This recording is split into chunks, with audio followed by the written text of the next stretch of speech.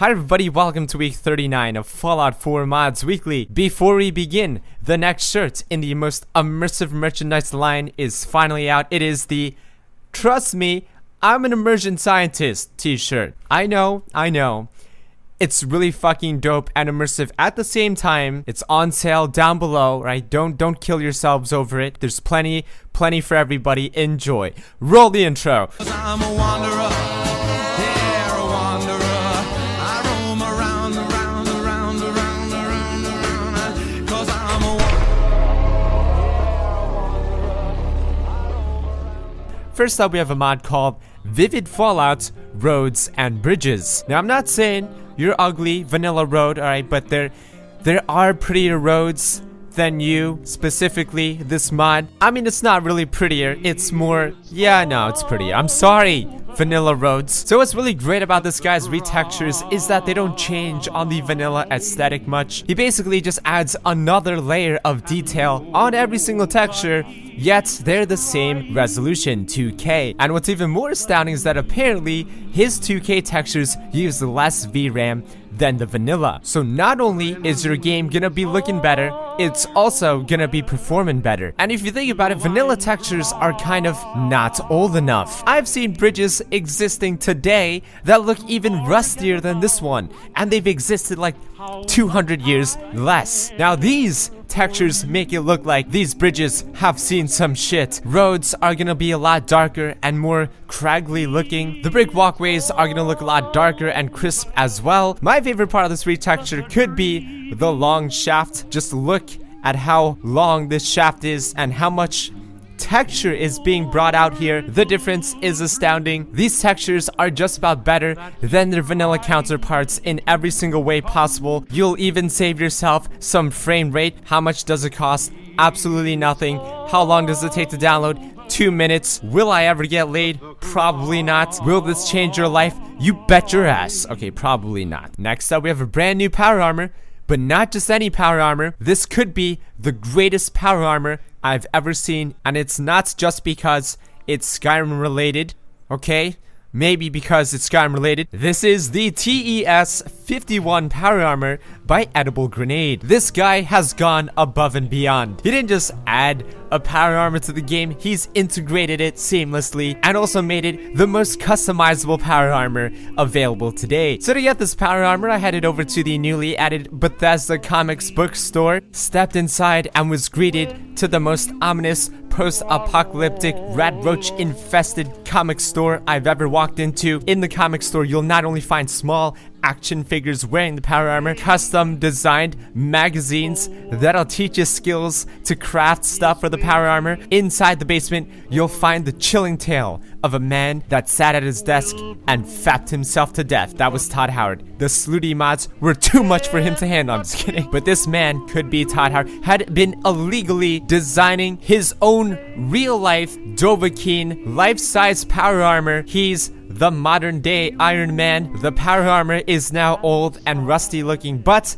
that only adds to the aesthetics. You can obviously give it a paint job at the crafting station. There are a few themes to choose from, but these Skyrim ones are the only ones that matter. The Nordic war paint, the black one with all of Ayala's tattoos up in that bitch, winter camo, so you can effectively hide in the snow of the Commonwealth, in which there isn't any. Then there's Skyforged steel. That's clean. That's cleaner than my wiener. My wiener dog. It's a really clean wiener. I give him shower. First of all, on the helmet, you could have either a Yao Guai, a Rad Stag, or a Deathclaw. It adds added warmth on the head so that your power armor doesn't get cold. You can have shoulder pads, either a skull or a hound. And now comes the most immersive shit in the world, a backpack, large and small. And finally, 2 weapons, a steel sword and a steel hammer. That's pretty impressive, man. Imitating a Skyrim weapon in Fallout 4 and making it look as good as it does. Might as well continue this process and just make the rest of Fallout 4 Skyrim instead, because why play Fallout 4 when you can be playing Skyrim in Fallout 4? But is this lore friendly? Not exactly, but, and this is a really big but, he's technically added his own lore through the Bethesda Comics store and said, you know, fuck you to the Fallout 4 lore. It's officially lore friendly to me. Alright, It's lore friendly to me, goddammit. Next up, we have a devastatingly effective new weapon pack. Head to the Diamond City warehouse found near the Dugout Inn, and on some boxes, you'll find weapons that are capable of doing things only in your wildest dreams. This is the Globulizing Nucleator by El Pollo Azul. What is a Globulizing Nucleator, you say? It's science. Revolutionary, bubble-forming technology. Don't need anything today. Well, always here. But MXR, did they just fly away into the nether sphere and never come back? No, Jimmy.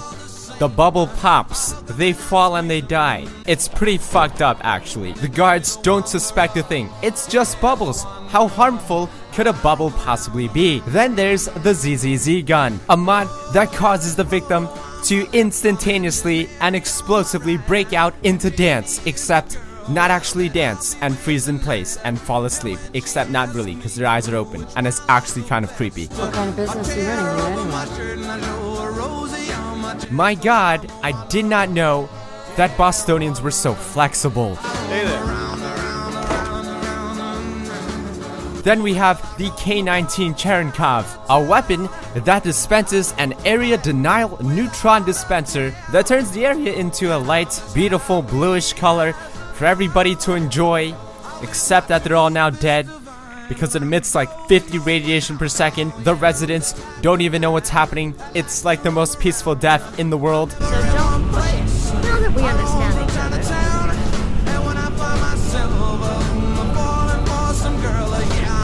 Great for just about every occasion, you know, first day of school.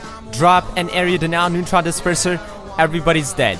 I'm just kidding. It's the worst for just about every single scenario you can possibly imagine. And there you have it. 3 of the most devastatingly effective weapons in Fallout 4.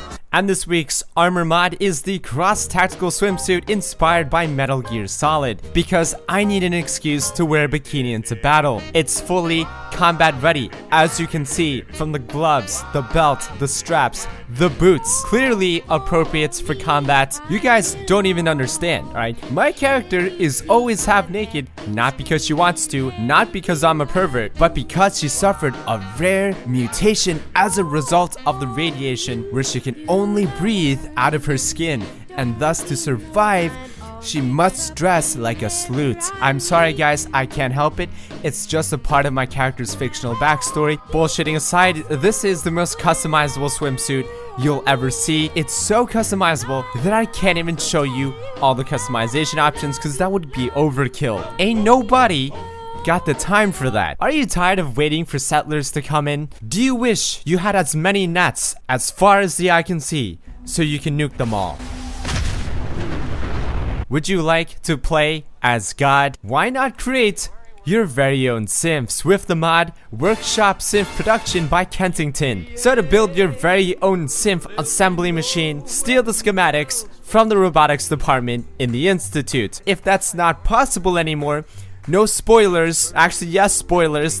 If you blew them up, alright, there's gonna be a holotape nearby. Now to design your very own synth laboratory. Make sure, alright, you lay a huge foundation or else it's not gonna fit. That's what she said. This thing is absolutely enormous, just like the load that I dumped into my toilet this morning. Now you're ready. Your body should be ready to create your very own synth. Wait a minute, I lied. Then you have to assemble a terminal connected to the main synth assembler machine thing. The terminal will let you know if you have the right supplies for a synth, in which you probably don't. Head over to a camp station, create what you need, put it in your settlement workshop storage. That is where the terminal draws from, and now your body should be ready to create. Wait a minute, actually, you need some presets. Go back to the chem lab, create a body scanner, which is probably the most obnoxiously loud item you can possibly imagine for like no reason, and scan whomever you might consider wanting to create a synth version of. You can store about 8 presets. Nora and Nate are already loaded on the terminal. Now you can choose to produce a single synth. Watch as GLaDOS from Portal rapidly assembles Kate. Look at the thingamajig, scan the dick, and then carry it somewhere else, and then the little finger things put the shit together, and science, motherfucker. Her posture, no longer the same. Her accent, heavily Bostonian. The farm's not much, but it's something. She is now a generic settler. That's right, I forgot to tell you this machine can only create settlers. It's not as advanced as the one from the Institute. You can also create a production run in which the machine will create as many sims as possible every 30 seconds until you run out of ingredients. There you have it, boys. Create whomever you want, however many times you want, and make them do whatever you want. You're basically God. Now go out there and have some fun. I'll see you guys in the next episode. Thank you so much for watching. Hit that sub button if you want to see more awesome mods, and I'll see you guys later. Peace. Looking for some cheap games? Check out g2a.com. Use my code MXR for 30% off. Link down below. Baby, you know I'm guilty. Cops, judge, and jury